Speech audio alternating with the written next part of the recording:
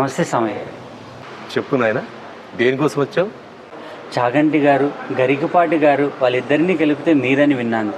ఒక చిన్న సలహా అడుగుదామని వచ్చాను. చెప్పు నాయన, నీ ప్రాబ్లం ఏంటి? స్వామి, లైఫ్ అంతా చాలా డిస్టర్బింగ్గా, ఇరిటేటింగ్గా ఉంది. ఒకటి పోతే ఇంకో ప్రాబ్లం వస్తుంది. ఇంకా నా వల్ల అవ్వట్లేదు.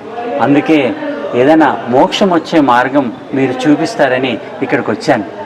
ఋషులు మహర్షులు చాలా కష్టపడి చేసే సాధన లాంటిది కాకుండా చాలా ఈజీగా ఏదైనా మోక్షం సాధించే మార్గం ఉంటే చెప్పండి స్వామి. ఓకే, మరి నువ్వు రోజు మొబైల్ ఎన్ని గంటలు చూస్తావు నాయన? ఎంత లేదన్నా రోజు కనీసం 5-6 గంటలైనా నేను మొబైల్ చూస్తాను స్వామి. అవునా? ఒక్క నిమిషం.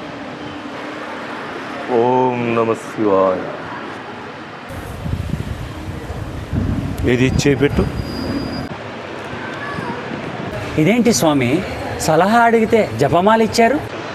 రోజు మొబైల్ ఫోన్లో 5-6 గంటలు రీల్స్ చూస్తూ ఈ బొటన వేలుతో మొబైల్ స్క్రీన్ను ఇలా ఇలా ఇలా అనే బదులు ఈ జపమాల తీసుకొని రోజు గంట సేపు బొటన వేలుతో ఇలా ఇలా ఇలా తిప్పుతూ భగవన్ నామస్మరణ చేసావంటే నెల రోజుల్లోనే నీకు మోక్షం లభిస్తుంది. हे प्रभु हे हरिनाम कृष्ण जगन्नाथ प्रेमानंदी